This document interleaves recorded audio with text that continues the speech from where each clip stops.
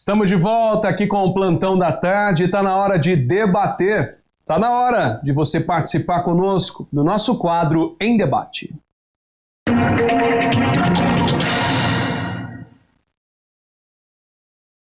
O quadro Em Debate, todas as terças e quintas-feiras, nós seguimos com temas de relevância apresentados com duas visões diferentes pelos nossos debatedores para que você possa construir a sua opinião. E em pauta nós vamos abordar o funcionalismo público municipal. De acordo com o Sindicato dos Servidores Públicos de Poços de Caldas, atualmente na cidade são cerca de 6.200 funcionários públicos. O número oscila devido às rescisões e contratações. Nós também vamos debater sobre os regimes seletista e estatutário, além disso o orçamento mensal com a folha de pagamento dos funcionários públicos, que é 56% do orçamento, equivalente a 18 milhões de reais mensais. Já no estúdio, o professor de Ciência Política e Gestão Pública, advogado e mestre em Administração Pública, Camilo Oliveira. Mais uma vez, Camilo, obrigado pela presença.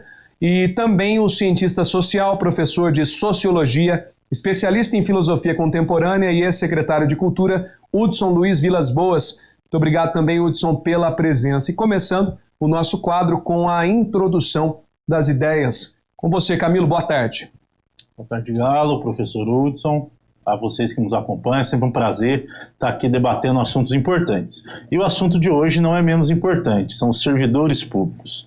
É muito importante tratar desse tema por duas razões. A primeira dela, para desmistificar essa ideia que tem no imaginário coletivo de que servidor público não é importante, que servidor público não trabalha. Isso é mentira, muito pelo contrário. Servidor público são aqueles que executam as políticas públicas, que prestam os serviços públicos, e nós não podemos, por conta de alguns, evidentemente, que eventualmente não atendem direito, efetivamente, que realmente não trabalham, nós não podemos generalizar com essa grande massa de servidores que temos e que são extremamente importantes no nosso município, mas também em todas as outras esferas, estadual e federal.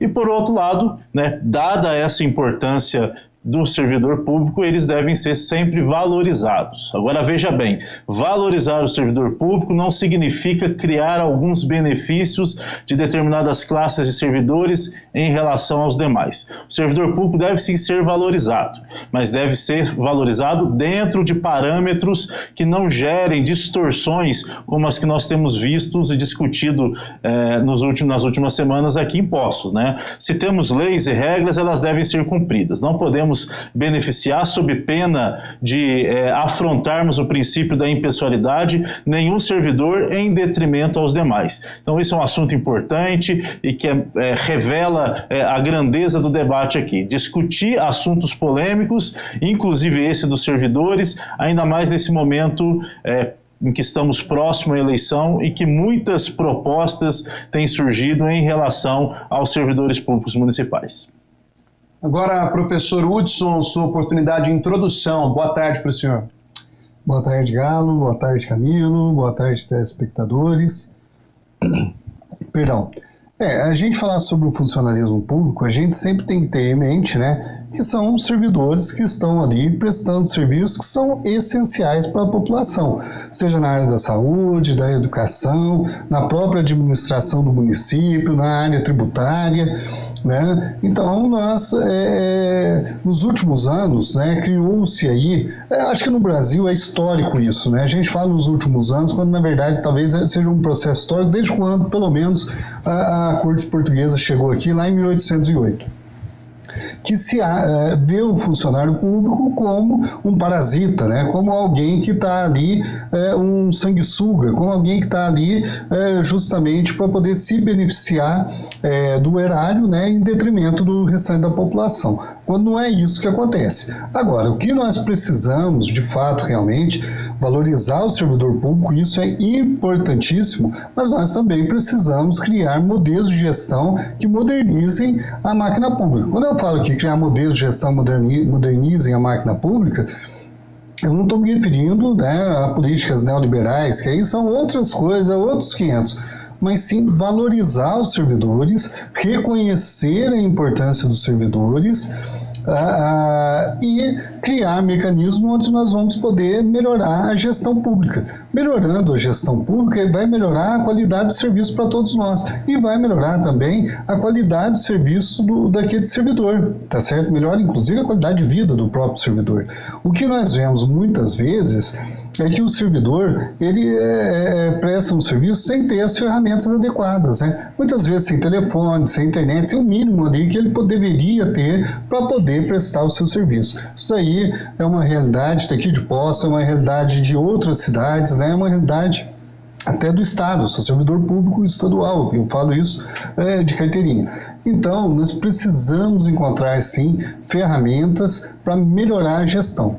E nunca cair naquele discurso, né, demagógico ali, que é um discurso vazio, que o servidor ele é um parasita, né? Não é, até porque e que também o Brasil tem um número muito grande de servidores. Não tem. O Brasil, se a gente for comparar com os países da OCDE, Organização para a Cooperação e Desenvolvimento Econômico, o Brasil está muito abaixo dos países da OCDE em número de servidores públicos. Lógico, aí eu estou citando servidores federais. Aqui em Poços temos um grande número de servidores? Temos, mas também temos especificidades aqui em Poços de Caldas, né, que outras cidades não têm, né? Daí nós temos aí hoje em dia um grande número de servidores. Vou citar só uma especificidade que nós temos aqui em Poços de Caldas o Departamento de Água e Esgoto. Nenhuma outra cidade aqui da região, e pouquíssimas em Minas, né, tem um Departamento Municipal de Água e Esgoto. Bacana. Agora sim, dando o pontapé inicial no nosso debate, de acordo com o Sindicato dos Servidores Públicos de Poços de Caldas, o Sinserv, atualmente na cidade são aproximadamente 6.200 funcionários públicos, número que oscila, né, devido às rescisões e contratações. Em junho de 2019, uma decisão do Tribunal de Justiça de Minas Gerais proibiu que os salários dos servidores da rede pública de Poços de Caldas ultrapassem o valor do salário pago ao prefeito, atualmente no valor, né, de R$ 28.847,86. Professor Camilo, começando o nosso debate falando justamente sobre este número bastante expressivo de mais de 6.000 servidores que nós temos e diretamente da questão do valor que compromete a esta, entre aspas, carteira do município, né? Porque nós temos aí um gasto de 18 milhões de reais mensais. O que o senhor acredita? Medidas drásticas deveriam ser tomadas dentro da questão da saúde financeira municipal? Bom, primeiramente nós temos que destacar que a estrutura administrativa municipal ela é muito complexa, ela é muito abrangente. Nós temos diversas estruturas dentro dessa organização municipal que demandam trabalhadores, que demandam servidores públicos que possam exercer essas diversas funções. No entanto, e a gente tem acompanhado isso, existem também muitas distorções. O que são essas distorções? É o excessivo número de horas extras que são concedidas e eventualmente concedidas a determinada classe, a determinados servidores. Nós temos valores que ultrapassam, inclusive, o salário do prefeito municipal, que seria o teto do servidor público aqui. Inclusive com essa decisão do Tribunal de Justiça, né, passou a revelar essa irregularidade. Então nós temos que repensar e corrigir essas distorções. Também, como o professor Hudson disse, eu não sou favorável a medidas drásticas neoliberais, no sentido de retirar direitos que já foram assegurados a essa classe de servidores. No entanto, alguma coisa precisa ser feita. E os gestores públicos devem buscar soluções para não comprometer a capacidade financeira do município quase que toda com o servidor público, com a folha de pagamento, ou seja, o município hoje, ele arrecada, o município de Poços de Caldas não tem uma arrecadação pequena, mas grande parte dessa arrecadação, ela está voltada ao pagamento de folha, ou seja, a capacidade de investimento do município é muito pequena, porque ela fica adstrita basicamente ao pagamento de seus servidores e a manutenção básica, os equipamentos e insumos básicos para a realização dos serviços públicos. Então nós devemos pensar com criatividade como melhor utilizar os servidores que temos a fim de que nós possamos prestar um serviço de qualidade. O professor Hudson bem disse também, o servidor trabalha dentro de um cenário que muitas das vezes não possui os melhores mecanismos para atender e para executar o seu serviço. Então é preciso também pensar nessa otimização do trabalho do servidor com equipamentos adequados, com estrutura adequada, né? Não é fácil, ninguém tem uma fórmula pronta, mas é um assunto que nós devemos efetivamente debater a fundo, sobretudo para a correção dessas distorções que existem e para a otimização do trabalho do servidor através de outros mecanismos, a fim que a gente não utilize toda a arrecadação do município, ou quase toda, apenas pagando folha de pagamento e insumos sem capacidade nenhuma de investimento.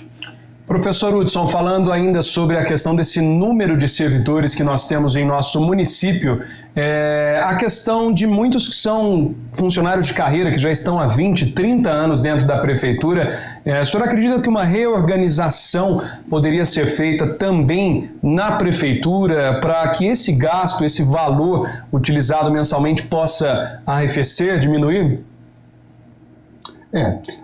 Existe várias questões, né, Galo, que são, por exemplo, direitos adquiridos. E muitos servidores, inclusive, que hoje em dia recebem acima daquilo que o prefeito recebe, né, foram ações que foram impetradas na justiça, né, esses servidores tiveram ganho de causa, então é muito difícil tocar nesse ponto. Agora, algo que pode ser feito, né, e urgentemente, né, pode ser feito, pegar justamente esses servidores, né, aproveitar melhor esses servidores que têm os salários altos, né, se eles têm um salário alto, eles já têm também, creio eu, imagino, né, que eles têm uma experiência já administrativa boa, né, acumulada. Então, vamos aproveitar esses profissionais para que eles possam ocupar ali, né, cargos, né, dentro da administração e que possam colaborar cada vez mais com a administração.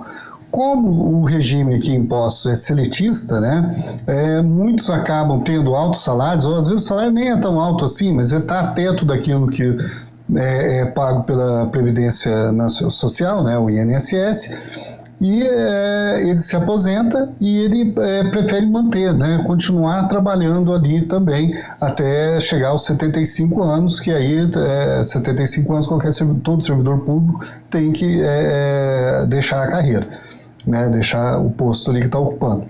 Então, isso também ocorre muito aqui em Poços de Caldas, justamente por nós sermos seletistas. Agora, tem que ressaltar de novo, esses seletistas que são aposentados e que continuam trabalhando, eles não estão infringindo nenhuma norma, né? Não há nenhuma ilegalidade ou imoralidade nisso. É algo que aconteceu, que as administrações foram deixando acontecer, não reviram o regime, né, do seletista para o estatutário, e aí a gente acabou gerando, inclusive, aí uma bola de neve cada vez mais complicado, como o Camilo bem disse, como nós já dissemos aqui, a grande parte da folha hoje em dia, né, vai para o pagamento do funcionalismo público, inclusive nós estamos ali roçando, ali, beirando ali a lei de responsabilidade fiscal. Falando neste tema, professor Camilo, o regime jurídico estatutário é definido como aquele que possui vínculo legal mediante cargo público, com prerrogativas extraordinárias. E o regime seletista é encontrado normalmente nas relações privadas em qualquer empresa existente no mercado, ou seja, é o regime amplamente adotado pelo sistema privado e em menor escala nas empresas públicas do país. Aqui em Minas Gerais, os servidores estatutários e seletistas não podem permanecer no cargo após a aposentadoria, e a folha de pagamento dos funcionários públicos é de 56% do orçamento da prefeitura, como nós já citamos. Falando dessa questão dos regimes, é uma ampla discussão, né, até mesmo uma negociação, muitas vezes tentada por parte do Sindserv, que é o Sindicato dos Servidores Públicos de Poços. Exatamente. Essa é uma discussão que já permeia diversas administrações e que nós chegamos em um momento que ela não pode, nós não podemos mais fugir dessa discussão. Nós temos que fazer uma definição e essa definição ela tem que ser feita, né, com ampla discussão, principalmente com os servidores, né? Então, os servidores devem ser chamados através do sindicato, através da própria administração, quando for promover essa mudança, para que esse tema seja debatido debatido. É importante que os direitos sejam assegurados, mas também é importante que a administração ela tenha capacidade financeira de arcar com as suas obrigações. E dentro dessa seara de discussão em relação à forma, né, de adequação dos servidores, seletício ou estatutário, é importante dizer primeiro que a administração pública ela segue o princípio da legalidade, que significa que ela só pode fazer aquilo que a lei determina. Então qualquer mudança é uma mudança que necessariamente depende de uma alteração legislativa. E essa alteração legislativa, por óbvio, passa pela Câmara Municipal. Então nós estamos num momento importante de fazer essa discussão, né? Prestes a escolhermos quem serão os futuros vereadores, quem será o futuro prefeito. Então é um momento adequado para que a gente já comece a instigar esse assunto.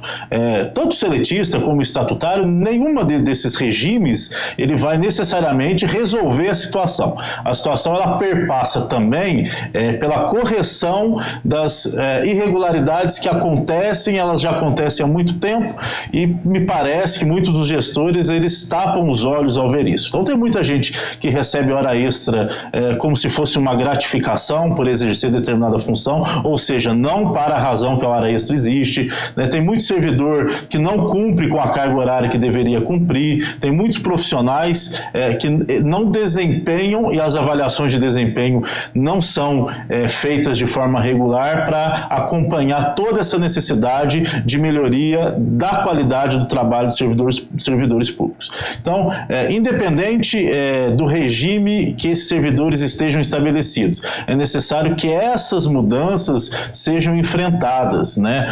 Muitas vezes o gestor público ele tem medo de mexer com determinadas situações porque já vem de muito tempo, porque implicam em pessoas que talvez só elas saibam exercer determinadas funções, mas é necessário avançar em relação a isso, deixar esses aspectos de pessoalidade de lado e enfrentar o problema de forma séria, de forma coerente e discutindo. Eu não estou falando aqui que a administração tem que impor nenhum regime, ao contrário, né? A administração vai ficar obviamente para a próxima, né? Essa próxima administração ela deve dialogar, debater, negociar, como você bem disse, Galo, esses pontos para que haja um mínimo de um consenso a fim daquilo que vai ser realizado, né? A manutenção do regime ou a adequação para o regime estatutário. E, professor Hudson, neste tema ainda é importante ressaltar que talvez precise de uma maior fiscalização juntamente com os próprios servidores, né, a tentar evitar todos esses problemas citados pelo professor Camilo. Sem dúvida, né? A participação dos servidores ela é fundamental. E só lembrando também que a prefeitura ela tem, né, a controladoria, né? Os municípios eles não podem ter tribunal de contas municipal, mas ela tem a controladoria ali que justamente para poder regrar esse funcionamento da máquina pública da forma mais transparente possível, né? Agora, nós temos um grande problema, né, aqui em Poços de Caldas, que começou lá em 2010, 2011, né, que foi a redução da jornada de trabalho para 6 horas. Essa redução da jornada de trabalho para 6 horas, feita de forma assodada, sem planejamento, acabou desembocando naquilo que o professor Camilo acabou de dizer, um número exagerado de horas extras, né? Por quê? Porque o serviço continua a ser feito, né? Você reduziu a carga horária do servidor, mas o serviço continua ali a ser feito, a ser prestado para a população. Então você acabou gerando ali uma quantidade enorme de horas extras. Quando eu citei a controladoria aqui, né, no início dessa minha fala, é justamente porque a controladoria ela também tem como um dos seus deveres, né, zelar ali, pontuar ali o exagero, né, uma quantidade ali abusiva, né, digamos assim, não sei se é exatamente esse o termo, mas uma quantidade abusiva, digamos assim, de horas extras sendo feitas por determinados servidores ou determinados segmentos.